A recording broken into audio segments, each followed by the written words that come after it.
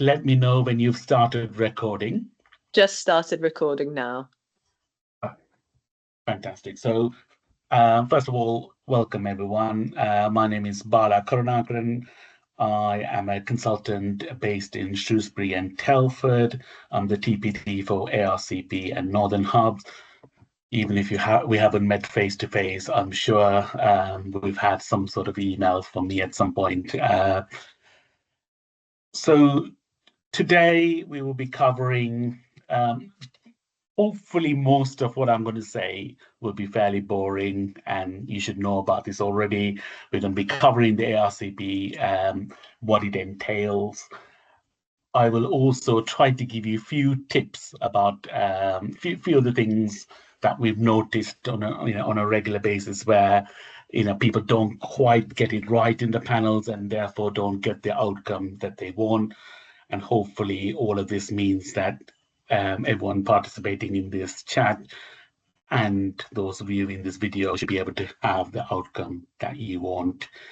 There's two parts to this talk. So the first part, we're going to concentrate on ARCP and what it's about, especially if you're an ST1 or new to the deanery, what are the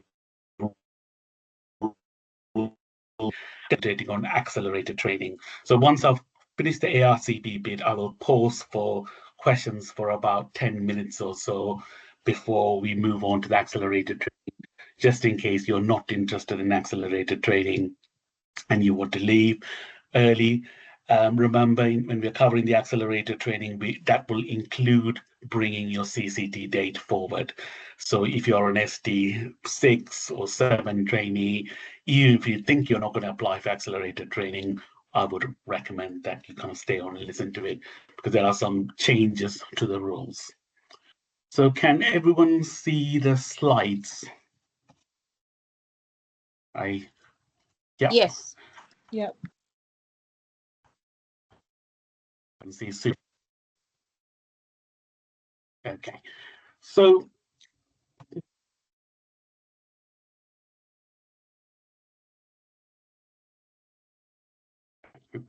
what is the purpose of the ARCP?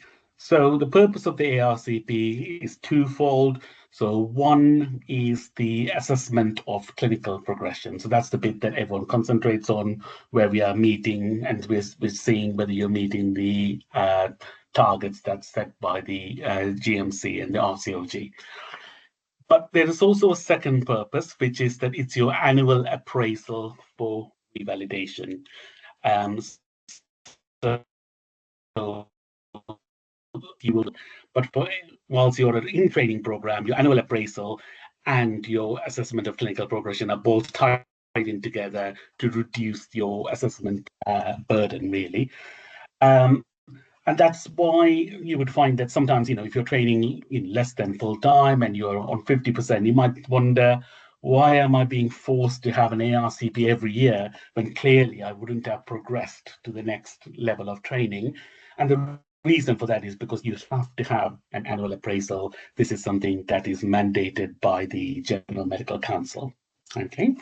And that's for that purpose. So that's why we kind of bring it back for that.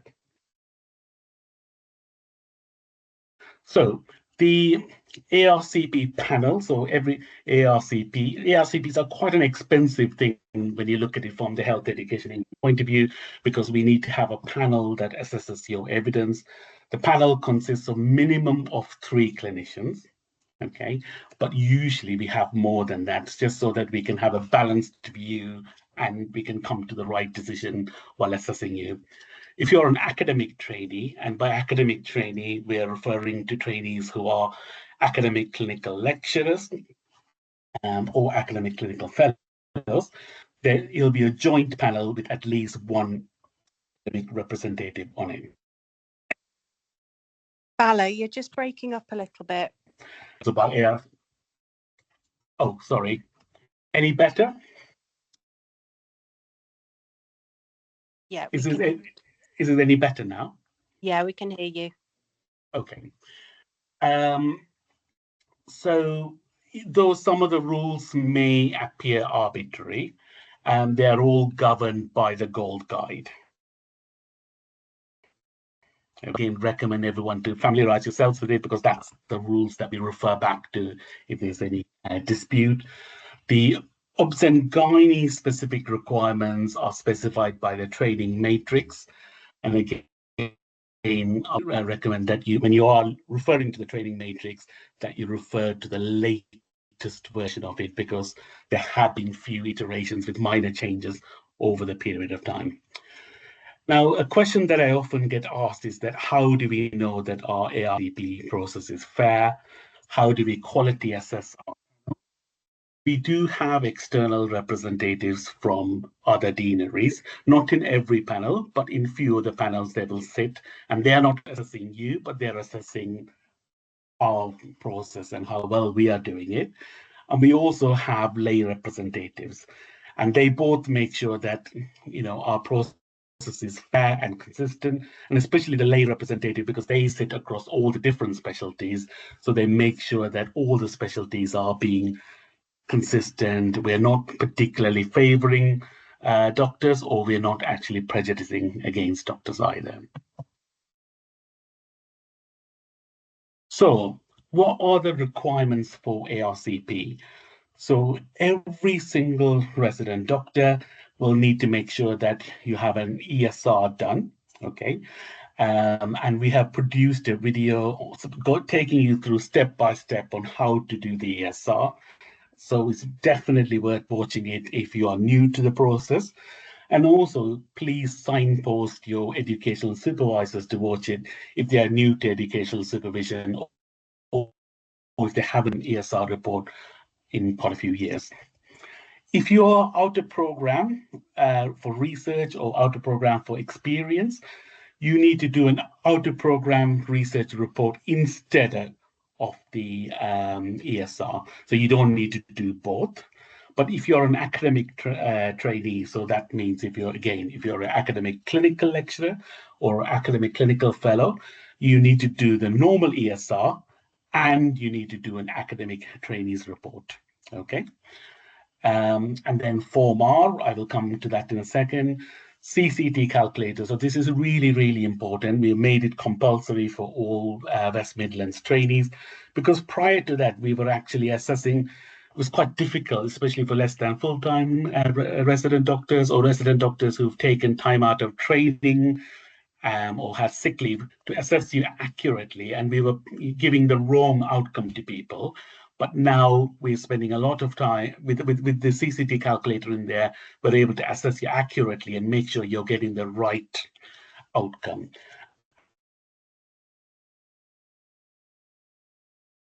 And again, really helpful video on how to fill out a CCT calculator, where they take you through it step by step. And that's also available, and we will send the link to everyone after this presentation. Workplace-based assessments as per matrix, I will come to that in a bit. 2 rounds of TO2 as per matrix, I will come to that in a bit. And then the SIPs signed off at the appropriate level. So if you look at your matrix, RCOG training matrix, and if you scroll right to the bottom, it tells you each SIP and what level it needs to be signed off at. Please take a look of that, and also have a look at what these levels of entrustability mean. And you need to have a discussion with your educational supervisor, not just at the end of the year, but throughout the year. Are you at the right level? And if so, what other steps need to be taken? Because they need to be signed off at the right level. The last bit shouldn't be relevant to most of our resident doctors, but those of us who are the senior resident doctors with us who were on the old portfolio, if you want any evidence from the old portfolio to be assessed, please don't just upload the zip file, but make sure you download the appropriate assessments as a separate and put them in your e-portfolio. But again, this is becoming less and less so relevant as most resident doctors transition.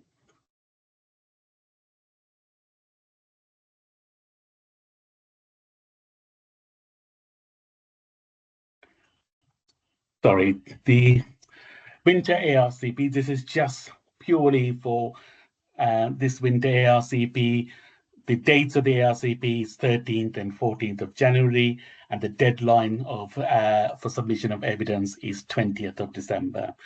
Now, when I was talking about the panel, usually about a week or 2 weeks before the ARCP date, each panelist go through your ARCP your e-portfolio into detail and assesses you against the criteria to progress to the next year and makes notes. And that's actually quite a detailed progress.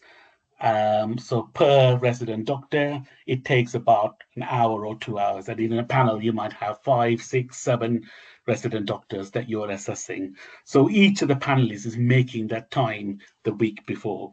So that's why we are quite strict with the deadlines, because if you might think that the evidence is not really necessary to be uploaded right until the last minute before the ARCP, but the panelists need to have time to review the evidence, make notes, and present it on the ARCP date in advance. So that's why we are setting the deadline as 20th of December for the 13th and 14th of January, because understandably your panelists are not going to spend their Christmas period, looking through your portfolios. So please if you are having a winter ARCP, firstly, have a discussion with your educational supervisor. If your educational supervisor or you have any holidays planned or leave planned, you may want to submit your evidence well in advance of that. So it's worth having that discussion, I would say even now, and set some dates in your diary. We talked about, mentioned Form R earlier. So your Form R needs to be completed via the TIS self-service, and make sure you upload a copy into your ESR. So your Form R is a document that covers the scope of your practice, and this is the main document for your revalidation. So it has to cover all your absences, okay? So it doesn't matter what the reason is, whether it's a sick leave, whether it's, just make sure that you mention it in your portfolio, and then you also upload a document outlining your absences and why. And things like strike days, if we happen to have any more industrial action, make sure that you upload it in there. You won't be penalized for that. It's not to hold you, but it's to make sure that all your scope of practice is declared so that we are able to act on that. Reflections. So if you've been involved in any form of investigations, headship, anything in the ability, complaints, any compliments, make sure you mention that in your Form R, and again, have a corresponding reflection in your portfolio where the panel can go and have a look at that, okay? And if you've been involved in any sort of complaints, then make sure that your educational supervisor comments on them in your ESR. I've gone into that in a bit more detail in the ESR video, but I would expect, for example, if I've been involved in a maternity incident, I would expect my supervisor to say, Bala was involved in the incident. However, this has been local investigation has concluded and there's been no concerns, but we are waiting for the national investigation as per usual governance, because that gives the reassurance to the people that there are no concerns about it, okay?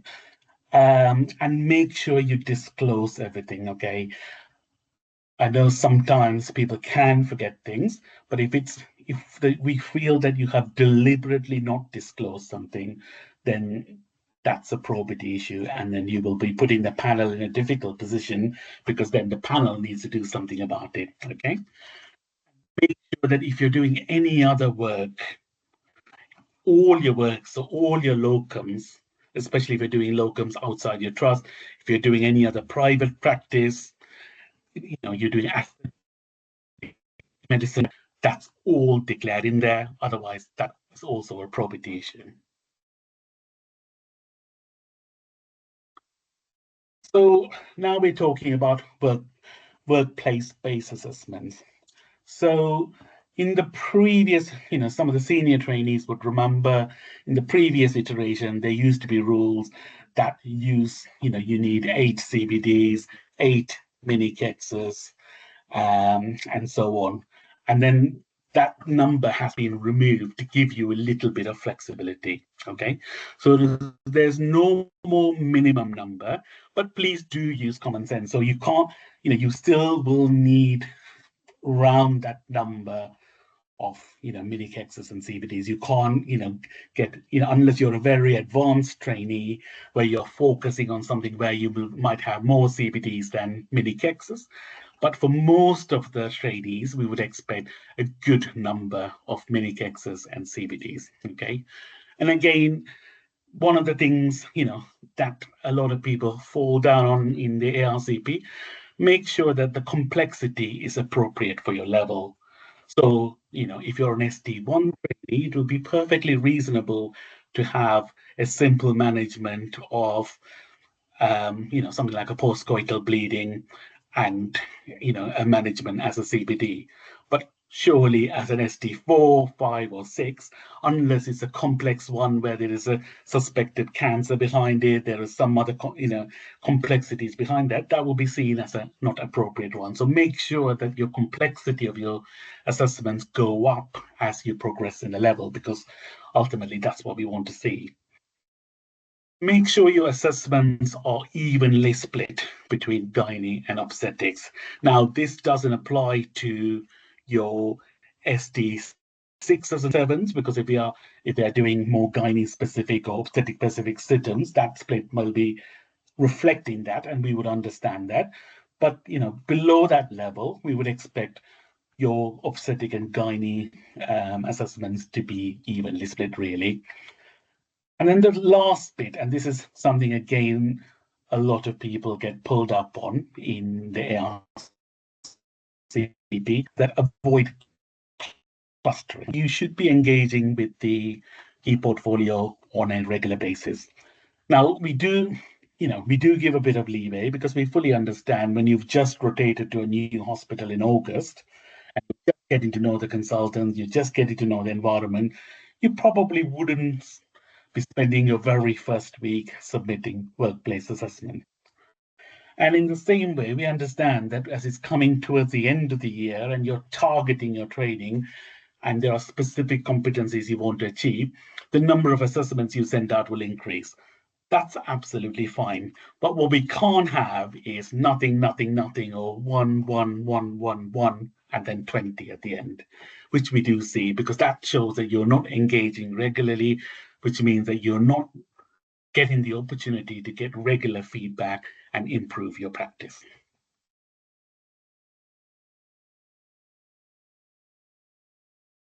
So try to get at least 1 in obstetrics and 1 in gynecology. Again, if you're a senior trainee focusing on one or the other, it doesn't matter as much, but for the rest of the resident doctors.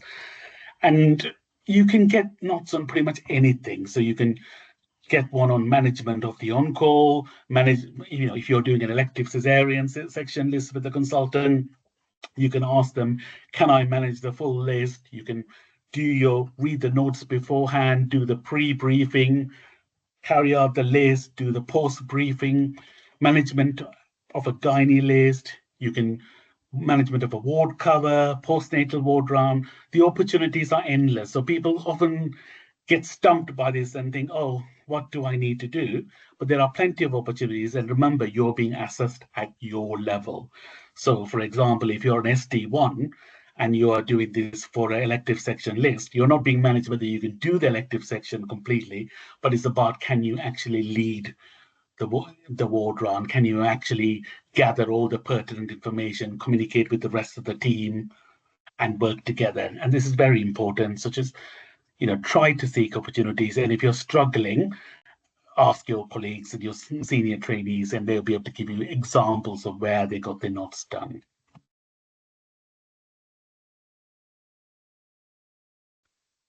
The multi-source feedback, okay, so Matrix says you need to have 2 multi-source feedback, okay, and try to evenly spread them. So they should ideally be 6 months apart. We're not going to be militant in releasing it that it needs to be exactly 6 months. But at the same time, what we have seen in the ARCP and what we haven't accepted is something like 2 rounds of TO2s, which are just a month apart. Because the whole purpose of this exercise is that you send out these forms, you get the feedback, you take the feedback on board, you change your practice, and then you're evaluating to see, has that made a difference? So there has to be a time gap between it for it to be a meaningful exercise, okay? And it needs to be a minimum of 10 SSS. And this needs to be pre-agreed with your supervisor or college tutor, okay? So it should be a discussion between the two. You should be suggesting a list of SSS, and then your supervisor might say, okay, but why don't we send it to these other people as well to make sure there is a good spread? You want to, especially for trainees who are less than STC, you want to have a good spread between obstetrics and gynecology. You want to have a good spread between all the different staff group that you deal with. So you want to make sure there's a ward clerk. You want to make sure there are theatre staff. You want to make sure there are nurses, midwives, ODPs, and you need to have at least one specialist outside obs and gynae. It's not specified, but in most cases, as we work very closely with anesthetic colleagues, that they are the natural choice, but it doesn't have to be. If you're an advanced trainee, if you're doing maternal medicine, you may choose to have a medical consultant as this person.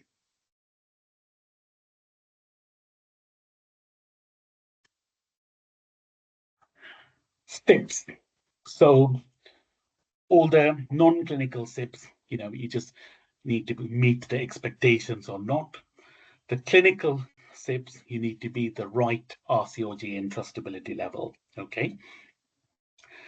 Now, when your people are tagging evidence for the SIPs, again, we have seen people randomly tagging things.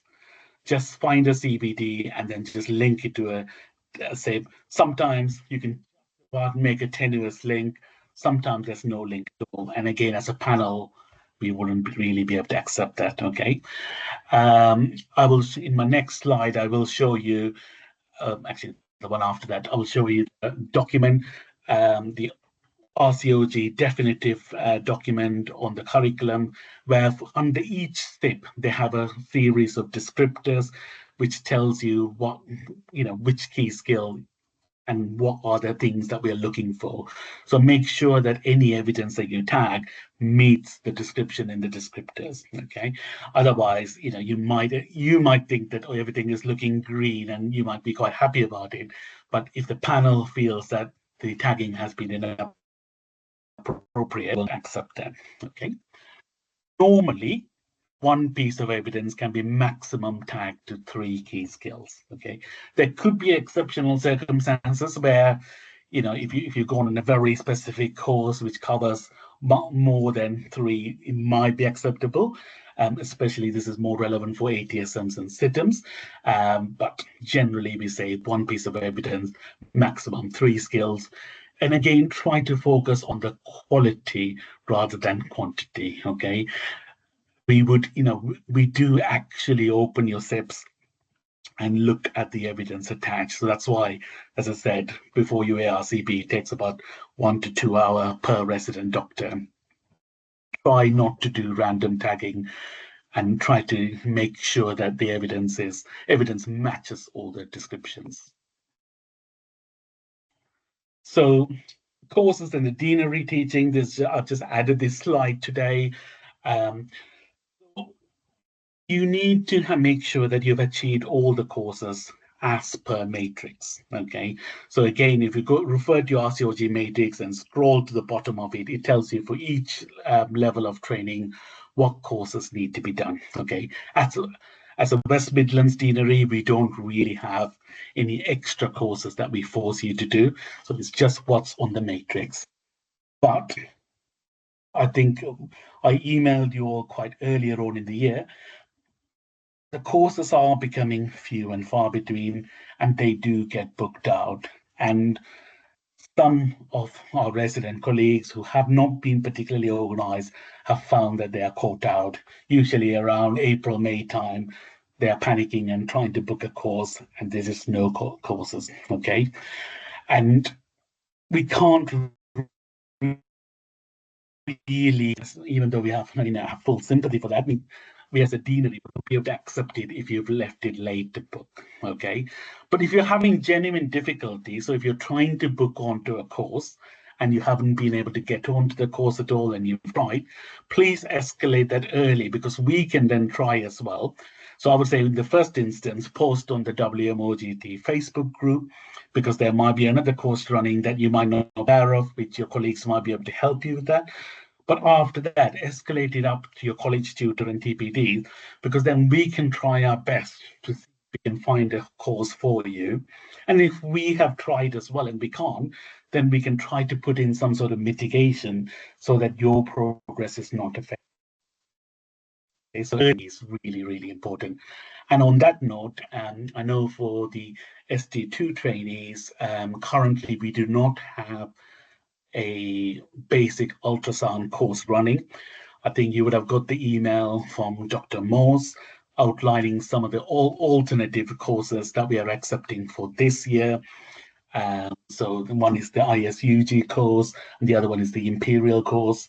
So, until we get the course set up, which will hopefully be later on in the year, you can do these ones. And again, if you're having any difficulties or uncertainty about it, post on the WMOGT group and we can have a discussion about it and to help you through.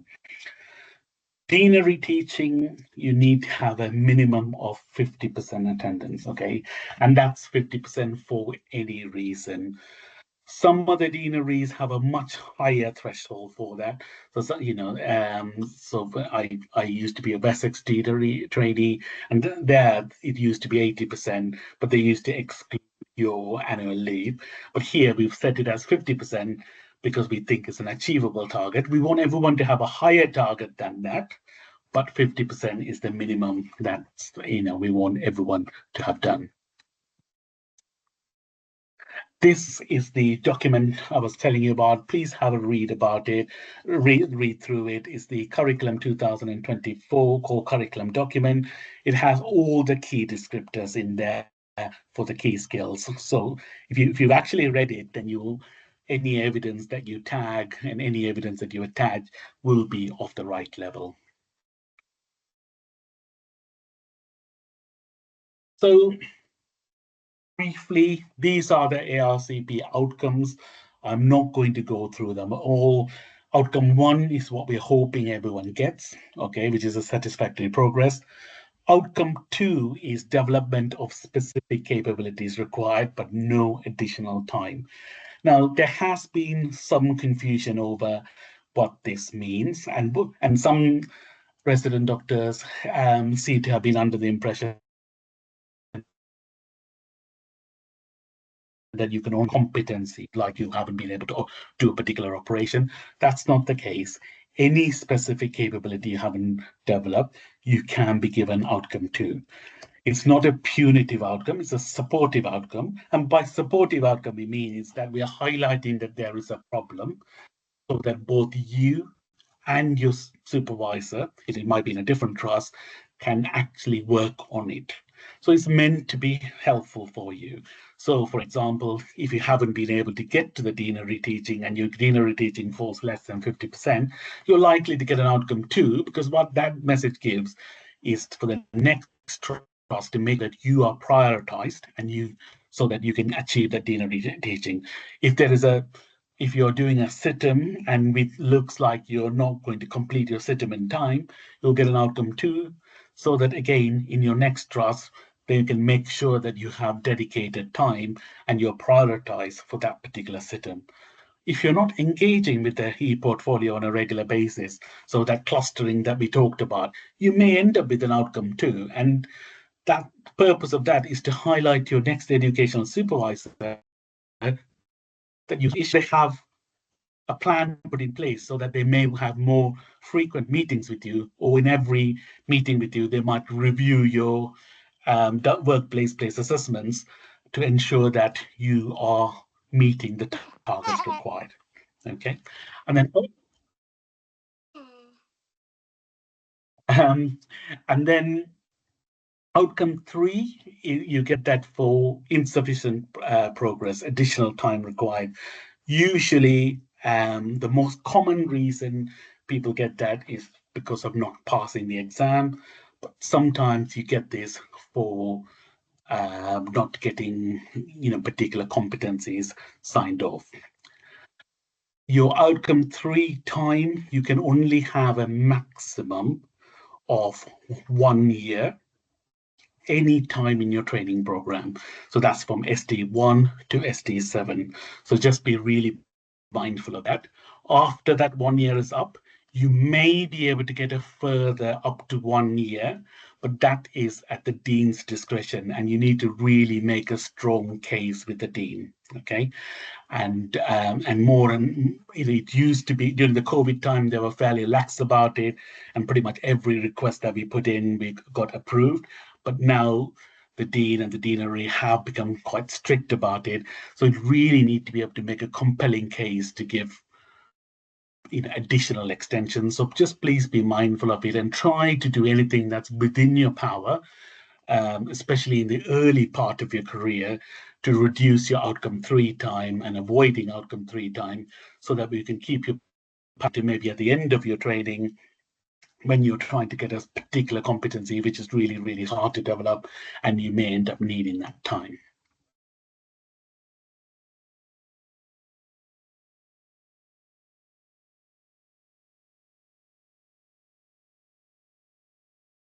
It's being a bit slow. So if you don't get an outcome 1, an outcome 6 is a new CCT. So all the, non-outcome 1, 6, or 8 should not be a surprise. And ideally, it should have been documented, and your educational supervisor should have identified it and documented in your ESR. We will give you, if you're on an outcome 3, so anything that requires extension, you will get feedback on the day. If you're getting an outcome 2, you may get written feedback on the day.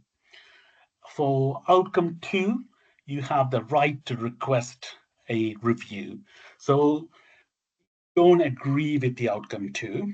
What you can do is within 10 days, if you write to the assessment team and fill out the pro forma, they will give you, and they will send it back to the panel and say to the panel, this particular doctor is not happy with the outcome. Would you like to review it? Okay.